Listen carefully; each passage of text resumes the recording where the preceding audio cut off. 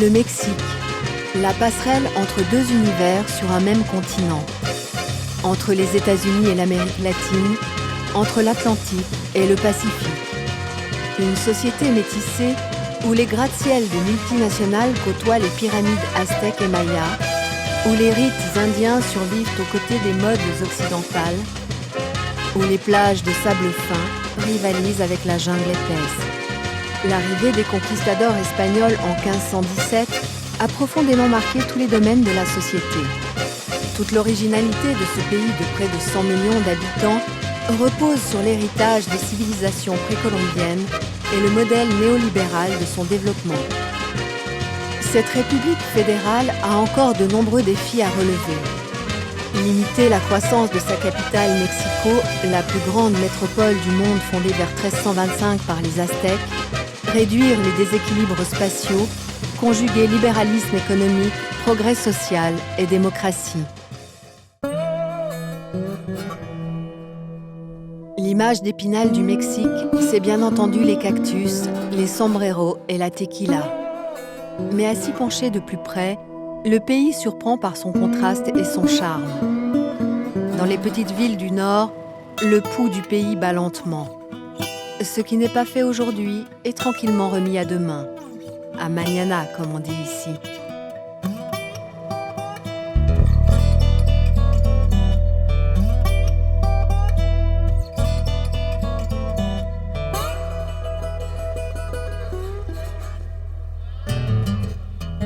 Chaque jour au petit matin, la gare d'El Fuerte attend tranquillement El Chepe.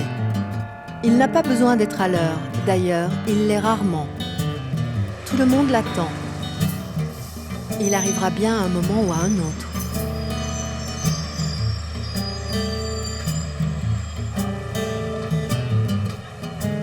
El Chepe, c'est le Chihuahua Pacifico, une des lignes de chemin de fer les plus spectaculaires du monde. Le train est l'un des moyens de transport abordables pour les Mexicains. Sa construction remonte à la fin du XIXe siècle, mais la ligne ne fut totalement achevée que dans les années 60, après 80 ans de travaux.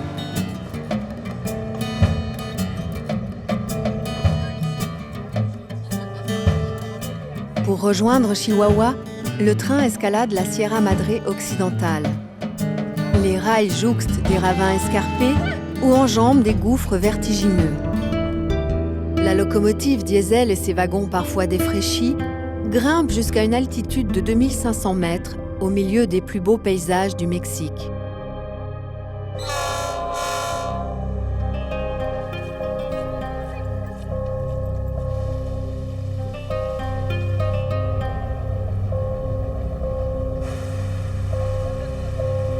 À mi-parcours, à 1000 mètres au-dessus d'El Fuerte, Temoris, un village montagnard, est la plus petite gare de la ligne.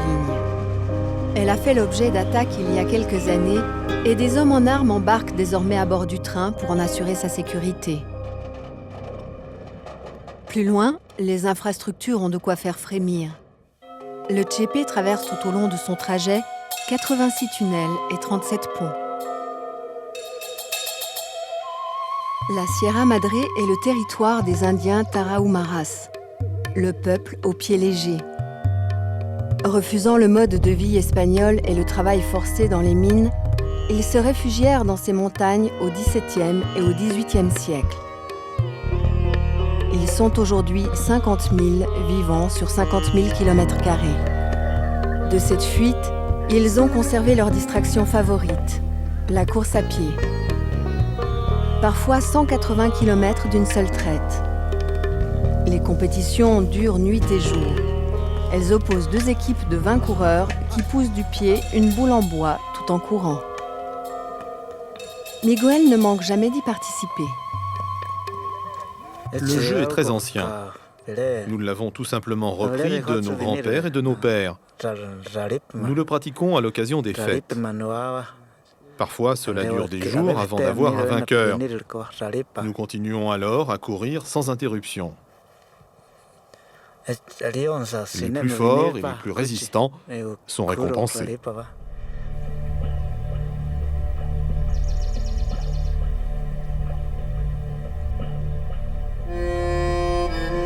La religion des Tarahumaras est un mélange de christianisme et de rites animistes. Ils respectent la nature dont ils se considèrent partie intégrante.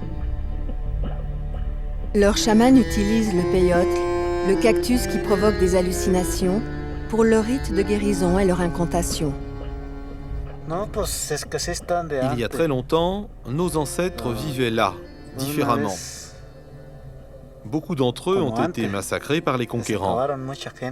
Ils ont fui, et alors a commencé le temps où nos pères ont creusé ces rochers pour y habiter.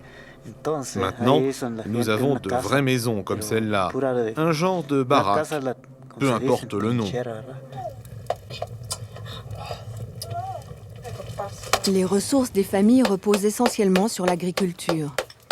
Le groupe le plus important en rassemble une vingtaine vivant en communauté. Les autres préfèrent s'établir seuls, dans des endroits désolés et inaccessibles.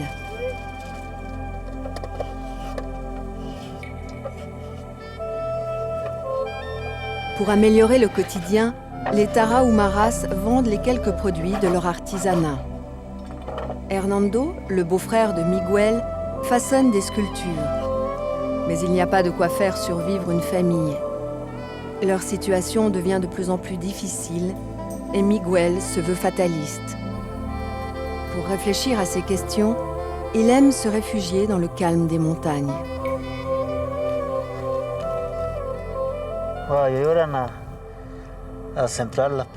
C'est certain, il y a dans notre peuple de plus en plus de jeunes qui vont à la ville pour y gagner de l'argent. Mais certains restent. Ils aident leurs parents et voudraient passer leur vie ici. On verra bien ce que nous réserve l'avenir. C'est ainsi dans la vie.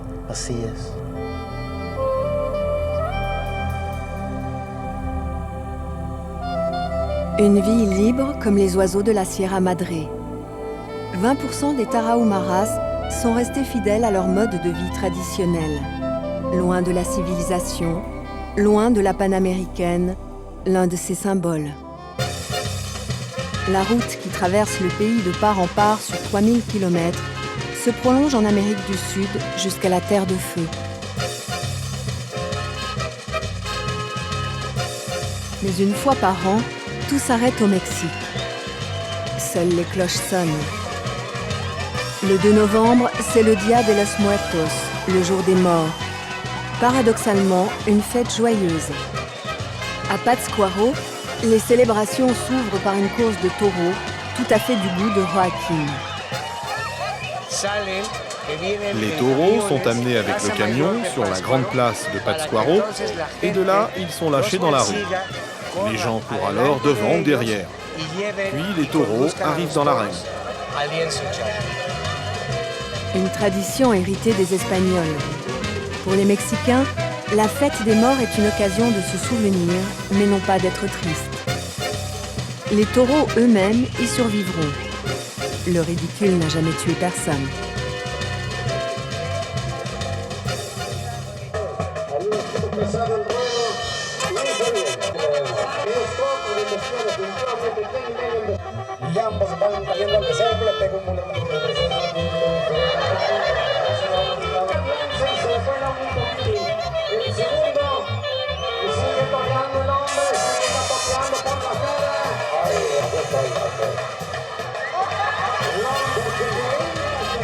Pátzcuaro, c'est aussi le nom du lac qui borde la ville, au milieu duquel trône l'île de Ranitio. Un lieu de pèlerinage depuis des millénaires. Ici aussi, la fête bat son plein. Des visiteurs du monde entier viennent découvrir des délices sucrés préparés pour l'occasion. Chez nous au Mexique, c'est la tradition pour le jour des morts de faire cuire un pain spécial, le pain des morts.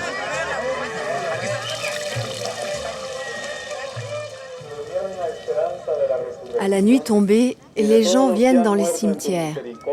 Ils attendent l'apparition des âmes de leurs défunts. Les cloches sonnent toutes les 30 secondes et pendant toute la nuit.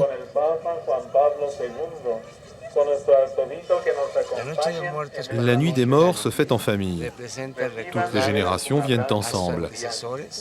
Mes enfants et leurs amis sont là eux aussi.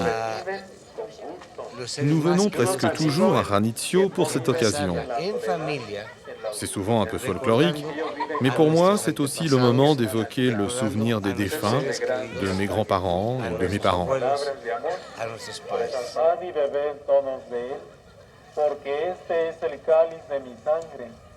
À Mexico, la nuit est tout aussi agitée.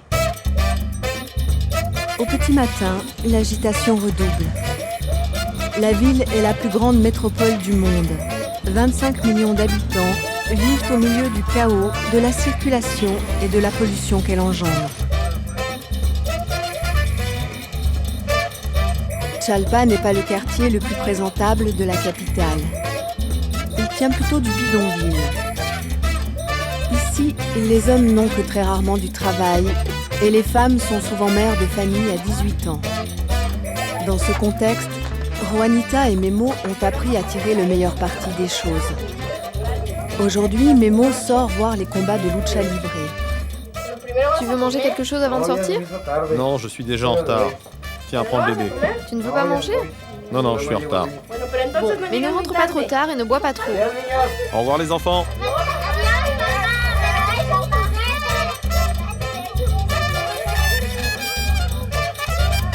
La lucha libre, c'est la variante mexicaine du catch. Ce dimanche, les combats se déroulent au Coliseo, à proximité du centre de Mexico. Aux abords de l'arène, les marchands ambulants vendent des reproductions des masques que portent les lutteurs. Quand il a de quoi s'offrir un billet, Memo ne manquerait ses combats sous aucun prétexte. Ce sport est l'un de ses favoris, comme pour beaucoup de Mexicains. Un véritable spectacle.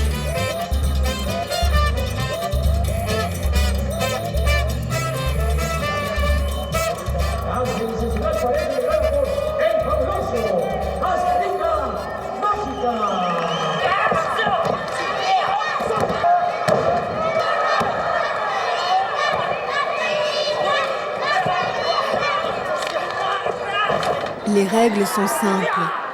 Tout est permis pour le plus grand bonheur des spectateurs. Donner des coups de pied, frapper, lancer, jeter. L'important, c'est que les fans s'enthousiasment. Il y a les bons et les mauvais catcheurs, les technicos et les rudos. Seuls les bons doivent vaincre, peu importe les moyens. L'humiliation la plus terrible pour un catcheur est de perdre son masque durant un combat. Il est immédiatement éliminé et sa carrière sera gravement compromise.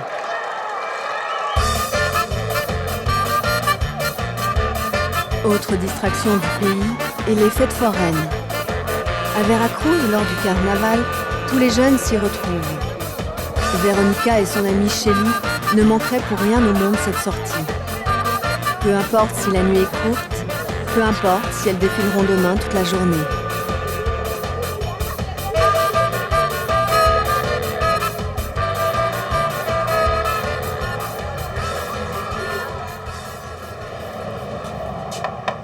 Shelly n'a dormi que 2 heures quand elle vient frapper le lendemain chez Véronica.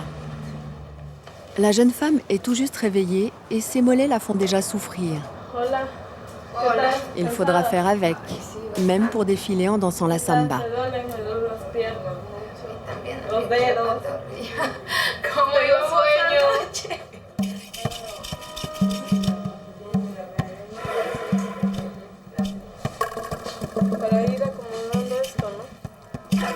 Première étape, le costume. La sœur de Véronica leur donne un coup de main. Ce qui me plaît le plus dans le carnaval ici, ce sont les gens. Ils mettent une ambiance démente, ils t'encouragent et tu peux continuer à danser, même si tu as mal partout. C'est vraiment le carnaval le plus joyeux du monde.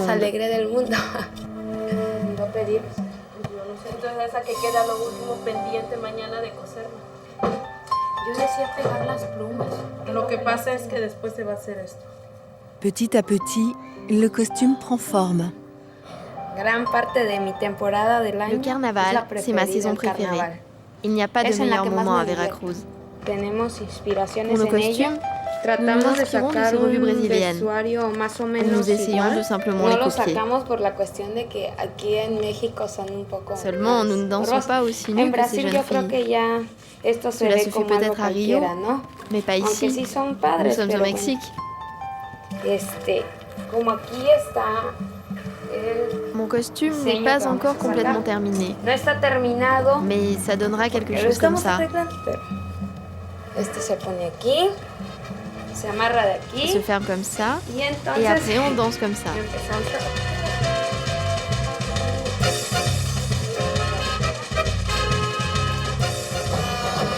La parade commence à midi. Le costume de Véronica est plutôt réussi et la foule encourage les danseuses.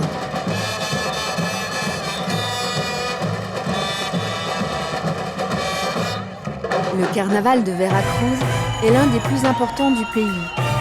Après plusieurs jours de célébration, toutes les écoles de danse des villages voisins viennent défiler pendant plus de 3 heures pour le final du mercredi décembre.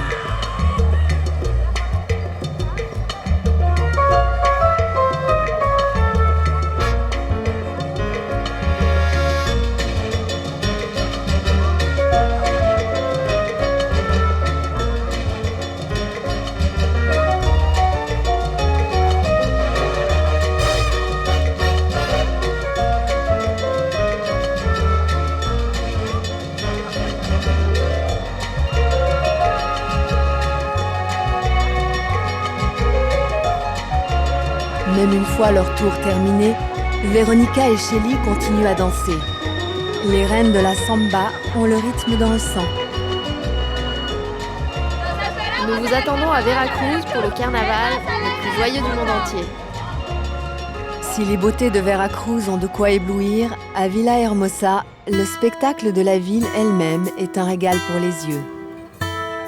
Située au sud-est du pays, dans le golfe de Campeche, Villahermosa, la belle ville, tient sa richesse du pétrole extrait au large sur des plateformes.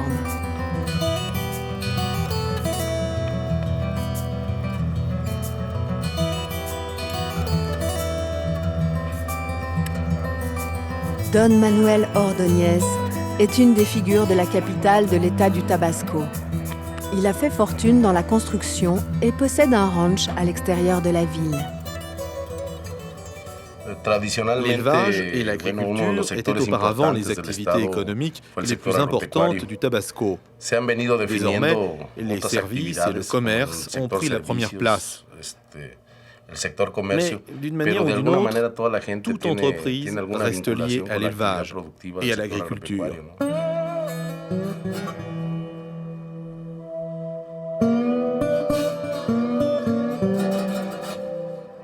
Don Manuel cultive une passion pour l'élevage et la tradition des anciens garçons vachers mexicains, les charros. Il a été élu président du club de la ville et prend part à chacune des compétitions de ces variantes de rodéo.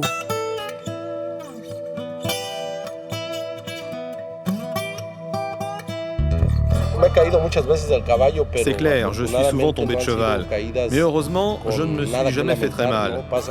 J'ai reçu quelques coups de pied, mais pas de fracture ni autre blessure plus grave.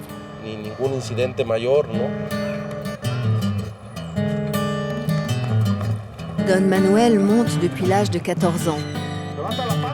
Son père fonda en 1963 le premier club de charros de Villahermosa. Pour ses loisirs, il aime toujours fréquenter les terrains d'entraînement.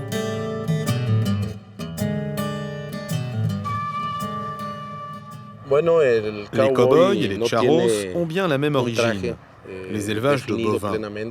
Mais il y a une différence fondamentale, la tenue. Celle du cow-boy est plutôt relâchée, chemise de bûcheron à grands carreaux et chapeau texan. En revanche, le charro est toujours parfaitement stylé, que ce soit dans ses tenues de travail, celles qu'il porte pendant les compétitions, ou dans sa garde-robe du jour de fête. Et puis, contrairement à celle des cow-boys, nos compétitions ne sont pas commerciales.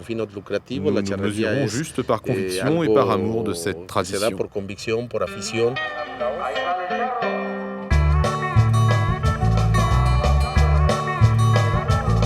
Le Mexique compte près de 2000 clubs de charros. Reconnus comme sport national depuis les années 30, les charredas, les jeux à cheval, viennent du nord du pays. Les hommes s'affrontent dans 7 disciplines. Toutes tournent autour du dressage de chevaux et de taureaux sauvages. Il ne suffit pas de capturer ou de tenir la bête, il faut aussi le faire avec panache. Pas question de perdre son maintien et encore moins son sombrero. L'épreuve la plus difficile est le saut de la mort.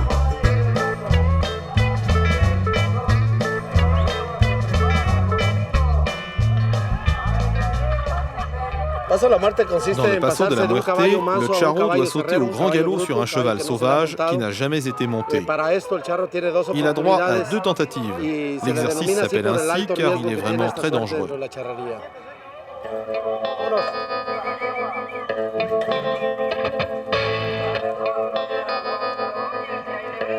Dans cette épreuve, Don Manuel laisse œuvrer son fils Huáscar. En digne successeur de son père, il est lui aussi un charro émérite. La tradition n'est pas prête de se perdre.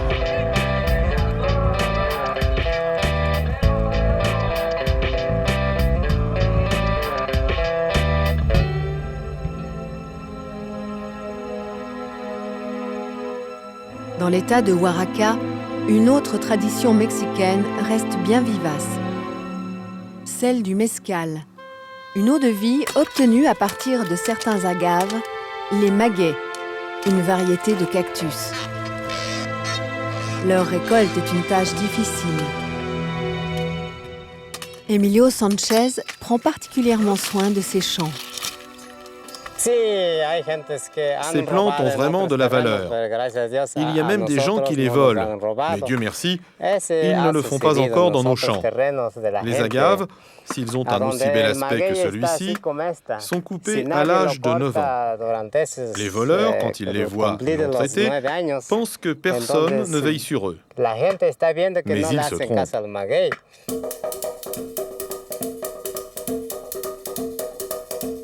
Mazatlán est la capitale de la production de mezcal.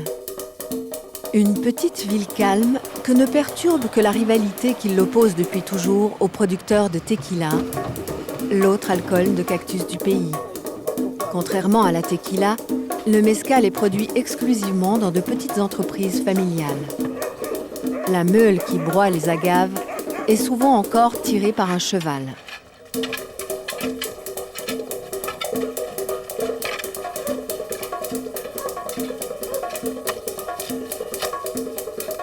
Mais il manque encore un ingrédient. Au fond de chaque bouteille, il faut toujours un verre.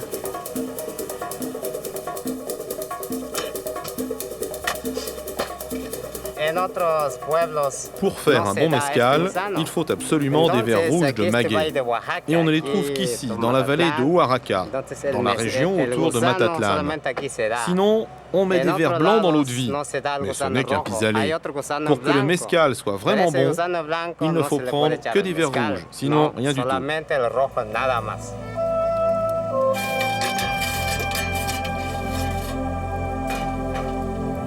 Ce sont les Espagnols qui importèrent dans le pays le procédé de la distillation.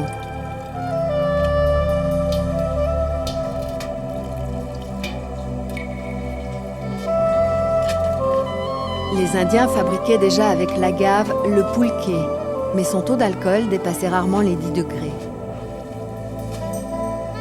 À l'autre bout de l'alambic, le mezcal a lui une teneur en alcool d'environ 54%. La légende est un peu plus fantaisiste.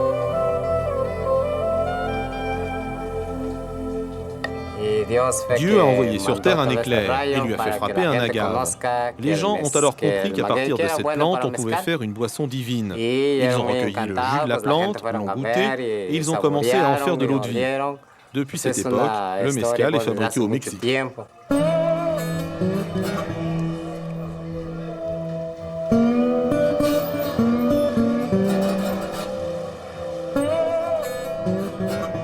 La dégustation est tout un rituel.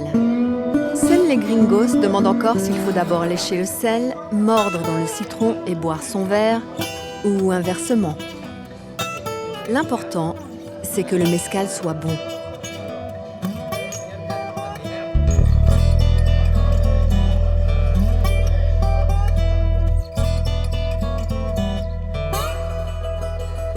À Real de 14, dans le désert, l'atmosphère est moins conviviale. Une ville à l'abandon, où il reste quelques habitants. Le faste d'antan est oublié depuis bien longtemps. Il ne survit que dans les histoires.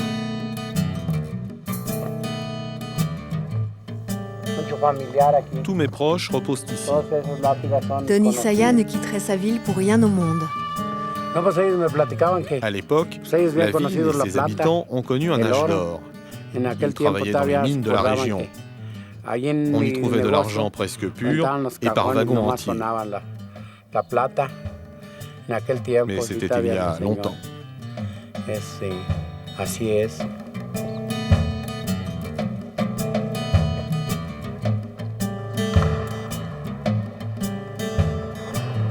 L'église est le seul vestige du passé grandiose de Real de 14.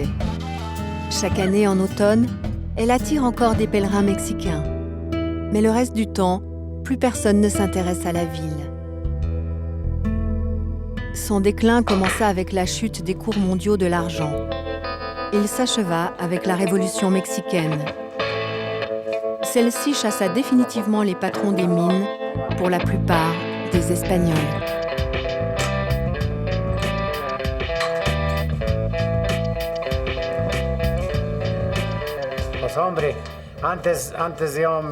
Ici, c'était une grande ville autrefois. Une ville importante, avec beaucoup de gens, de jolies filles et une bonne réputation. Les ouvriers, on ne les voyait guère. Ils étaient toute la journée à la mine.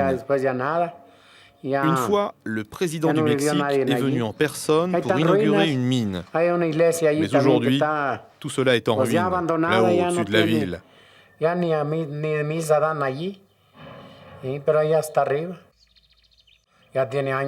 De plus en plus de gens viennent par ici. De plus en plus de touristes. C'est comme ça depuis quelques années. Beaucoup viennent d'Europe et parfois ils achètent ce genre de ruines pour quelques pesos. Ils veulent rester ici, vivre ici. Pas de quoi perturber les habitants. Pour eux, le temps s'écoule à un autre rythme, celui des interminables parties de billard.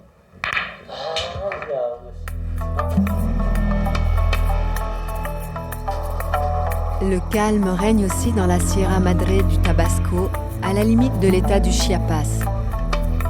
Tapirulapa, la ville la plus importante de la région, est restée très isolée.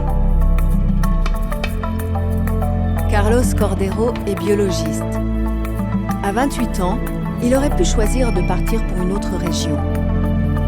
Il a décidé de rester pour étudier l'écosystème local.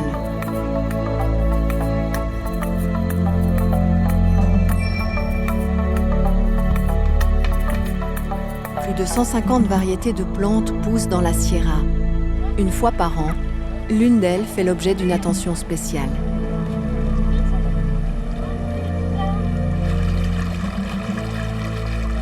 Ce sont des racines de barbasco, une plante grimpante. Elles contiennent de puissants alcaloïdes. Nous les râpons pour en extraire le sucre. Elles servent à paralyser la respiration des poissons. La pâte extraite est utilisée par les habitants pour la pesca de la sardine, une pêche traditionnelle qui se déroule chaque dimanche avant Pâques chez les Indiens Zoc. Les Zoc sont les descendants des Olmecs. Leurs coutumes se sont mélangées aux traditions catholiques. Cette pêche aux sardines est à l'origine un rite de fertilité, une fête qui réunit toute la communauté, ponctuée de danses et de chants. Les danseurs prient le dieu de la pluie pour que la récolte soit bonne. Elle est symbolisée par la corbeille de fleurs qu'ils tiennent dans leurs mains.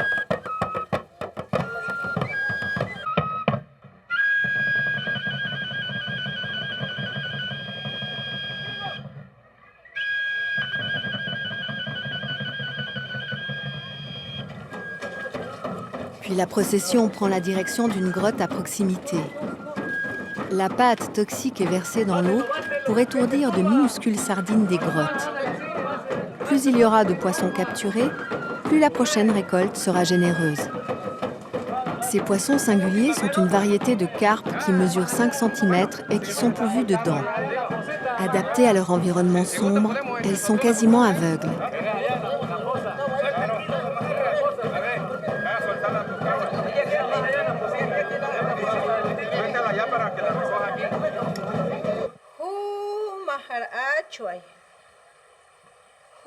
Les cérémonies s'achèvent avec les invocations d'une prêtresse. Dans la langue traditionnelle des Indiens Zoc, elle prie le dieu des enfers de bien vouloir la rassasier. Malgré cela, chaque année, la pêche est un peu moins miraculeuse.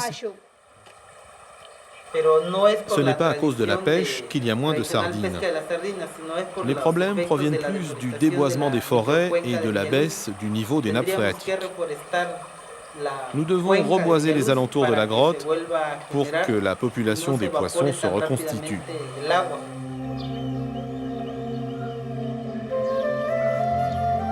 Dans le Chiapas, à San Cristobal de las Casas, la tradition catholique prend le pas sur les croyances indiennes. La ville est placée sous le patronage de Bartolomé de las Casas, un moine dominicain qui, au XVIe siècle, est intervenu pour défendre les droits des indigènes.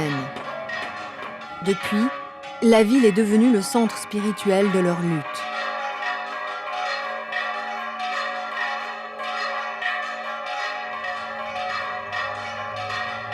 Omar Solis est membre de la fraternité de Marie de l'Assomption.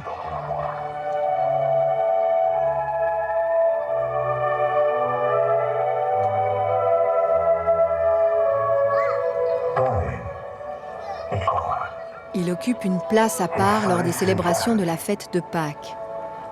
Et c'est un peu par hasard.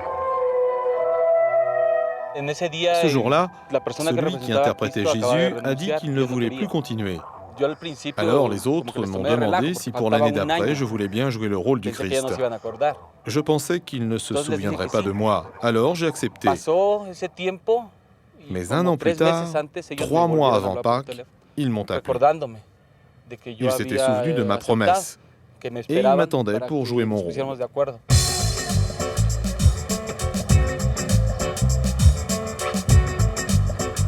Dans les mois qui précèdent Pâques, Omar commence son entraînement.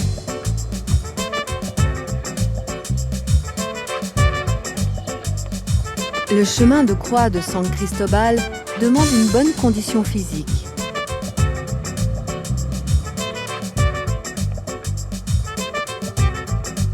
Mais ce n'est pas le seul bouleversement qui est intervenu dans sa vie depuis qu'il interprète le rôle de Jésus. Ma conduite était loin d'être parfaite. Je buvais du vin, je fumais beaucoup. Avec le temps, avec ce rôle de Jésus-Christ, j'ai appris à réduire tout cela de plus en plus. Ici, à San Cristobal, les gens sont très religieux. Et si tu joues le rôle de Jésus, tu dois être un exemple pour eux. Tu n'es plus crédible si tu te conduis mal. Tu ne dois plus mener une vie ordinaire.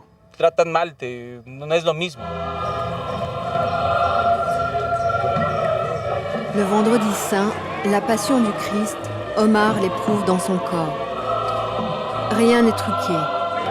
Quand il tombe, c'est que la croix est vraiment trop lourde.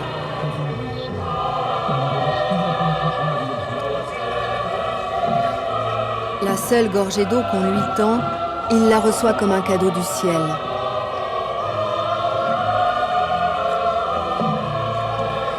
Chacun des moindres épisodes du calvaire est représenté de manière réaliste. Tous les personnages du Nouveau Testament sont là et revivent l'histoire plus qu'ils ne l'interprètent.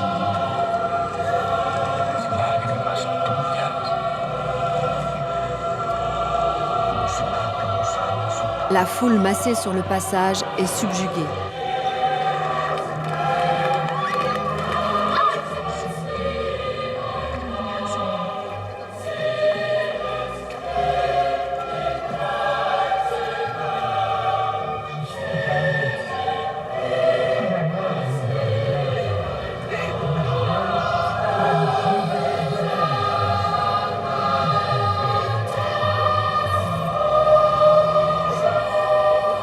La procession s'achève avec la mise en croix.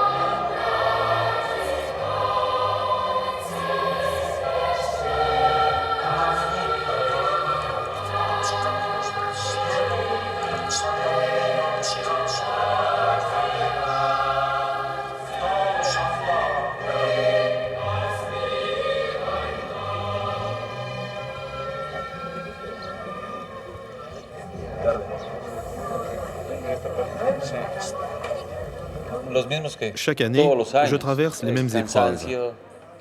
Il y a toujours un moment où je suis fatigué, épuisé, où je n'en peux plus. Mais pendant ce chemin de croix, j'ai beaucoup de temps pour réfléchir. Je pense par exemple à la manière dont je m'acquitterai des tâches à venir. Et naturellement, je pense également aux fautes que j'ai commises dans ma vie.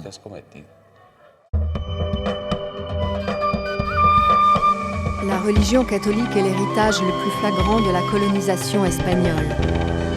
Les conquistadors ont balayé la civilisation maya qui régnait sur toute l'Amérique centrale.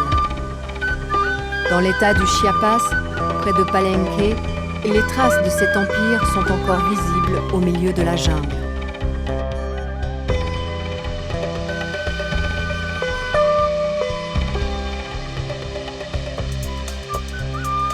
Victor Damas Hernandez s'intéresse de près à ces vestiges. C'est la chute d'eau de Montiepac. C'est le lieu où les Mayas allaient se baigner et nager. C'est une chute d'eau naturelle. Ces marches sont le résultat de la sédimentation de minéraux. Pour les Mayas, c'était un lieu sacré, un paradis.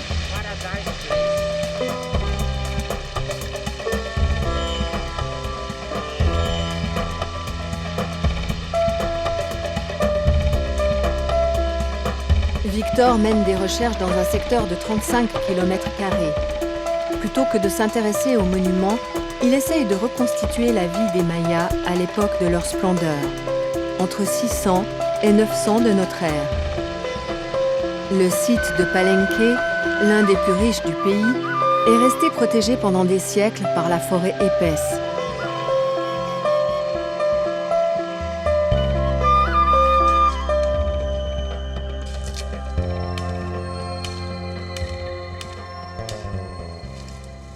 Quand il n'y avait pas de source à proximité, les Mayas abattaient avec une grande machette des branches comme celle-ci, qui peuvent contenir 1 à 2 litres d'eau. Ils buvaient aussi une boisson spéciale, le pozol, une sorte de bière à base de maïs.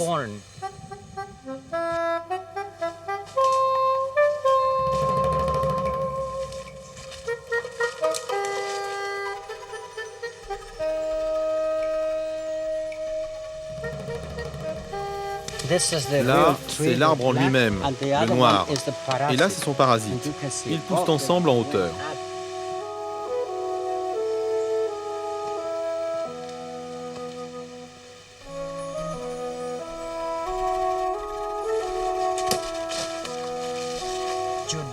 On peut boire le jus de cette plante. Elle fait disparaître les rhumatismes. C'est un très bon médicament. Cet arbre est appelé le bari. Il produit une très grande quantité de résine de couleur jaune. Les Mayas utilisaient cette résine comme pigment pour décorer leurs temples, mais aussi leurs maisons ou leurs vêtements.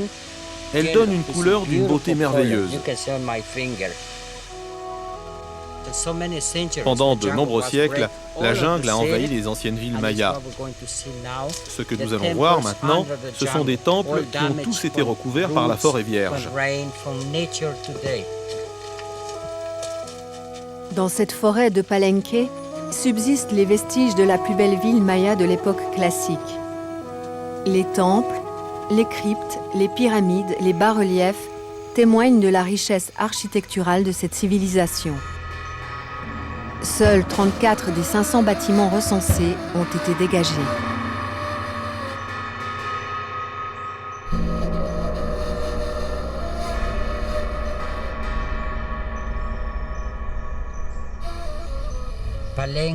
Palenque était une cité religieuse. C'est ici que les Mayas venaient prier leurs dieux, le dieu du soleil, de la pluie, du maïs, de la nuit et de la lune. Dans ces temples, il n'y a pas eu de sacrifice humain comme chez les Toltecs. Palenque était destiné seulement aux actes rituels. Victor grimpe sur le célèbre temple des inscriptions. Il a été découvert en 1952.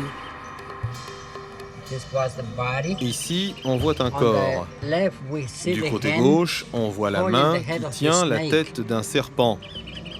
Et en haut, la tête. Elle est ornée de symboles qui ressemblent à ceux que l'on trouve en Égypte. Ce symbole représente le dieu égyptien de la mort, Jackal. Ici, on voit les couleurs bleues et rouges. Ce sont les couleurs d'origine. Dans une crypte du bâtiment, les archéologues firent une autre découverte fantastique. La tombe d'un roi maya. Il reposait dans un lourd sarcophage en pierre couvert d'un masque de jade et entouré de nombreuses statuettes et de bijoux. Voici le couvercle du sarcophage. Cette pierre pèse 10 tonnes et elle a été taillée d'une seule pièce. C'est l'original, la copie se trouve à Mexico. Et le corps gît toujours sous le sarcophage. Pakal, c'est aujourd'hui le nom officiel de ce souverain, un envoyé des Égyptiens. Le complexe de Palenque aurait été fondé dès le 1er siècle après Jésus-Christ. Vers 600, la ville connut son apogée. Mais 300 ans plus tard, les Mayas la délaissèrent sans que l'on sache vraiment pourquoi. Les ruines consistent en des plateformes sur lesquelles ont été édifiées des pyramides à degrés, de différentes hauteurs.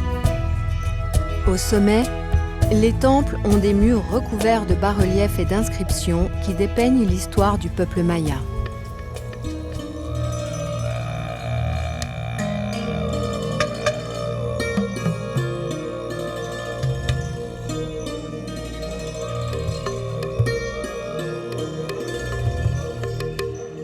Nous sommes ici dans le temple du dieu de la mort.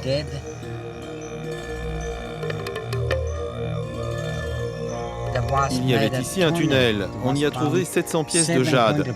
Il y avait là-dessous de grands colliers, des petits vases. Il y avait même des statuettes de dieux.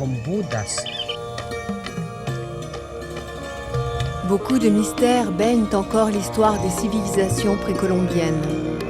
Et les chercheurs ne sont pas au bout de leur surprise. Dans les profondeurs de la forêt du Chiapas vit un peuple, les Lacandons. Ils descendent directement des Mayas. Leur mode de vie ne diffère pas énormément de celui de leurs ancêtres.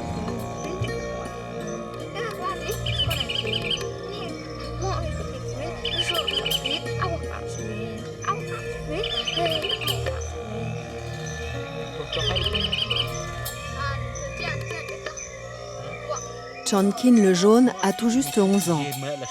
Avec son frère, Chonkin III, il pratique un rituel d'invocation des ancêtres sous le regard du grand chef spirituel de la tribu, Chonkin. Les Lacandons sont séparés en deux groupes. Les populations du nord sont restées isolées de la civilisation. Celles du sud ont été touchées par l'assimilation.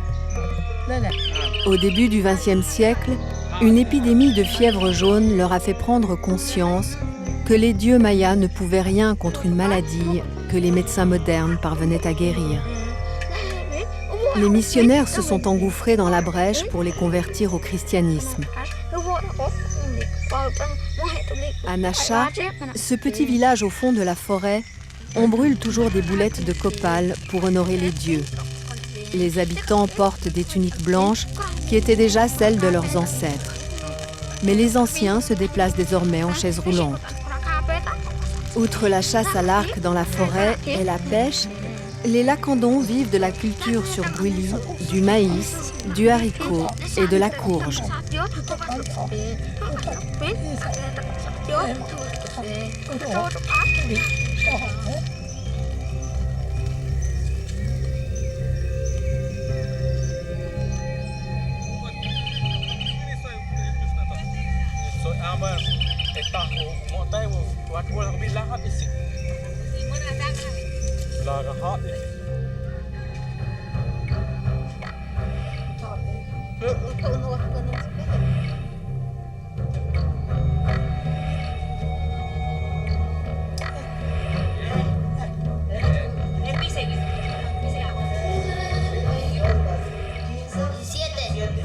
Leur société autorise la polygamie et le divorce. Chonkin a eu 7 femmes dans sa vie et 29 enfants. Chonkin le jaune est le plus jeune d'entre eux. Contrairement à la plupart de ses frères et sœurs, il va à l'école. La modernité est en marche. Nous allons à l'école comme tous les autres enfants. En classe, nous apprenons notre langue, le maya, et l'espagnol. Mais entre nous, nous parlons maya. Je trouve que c'est bien de vivre ici, dans la forêt. Après l'école, nous faisons beaucoup de choses ensemble. Je ne voudrais pas habiter en ville. Mon père, ma mère et mes amis sont tous ici.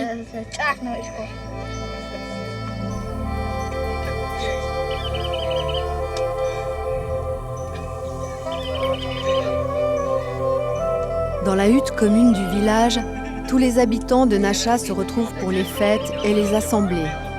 Cette fois, le gouvernement de l'État du Chiapas a envoyé 2 fonctionnaires. Ils viennent exposer le nouveau projet scolaire et vantent les progrès que celui-ci apportera aux enfants. Le mode de vie des Lacandons change inexorablement. Il y a quelques années, le village a été raccordé au réseau électrique. La forêt vierge autour de Nacha est aujourd'hui menacée de déboisement. Chonkin III aime regarder les photos qu'une scientifique a prises de son peuple il y a quelques années. Il y retrouve la vie du village intacte comme il l'a connue quand il était enfant. Aujourd'hui, les arcs et les flèches sont souvent remisés à l'état de souvenir. Mais tout n'a pas disparu et les Lacandons sont attentifs à préserver ce qui peut encore l'être.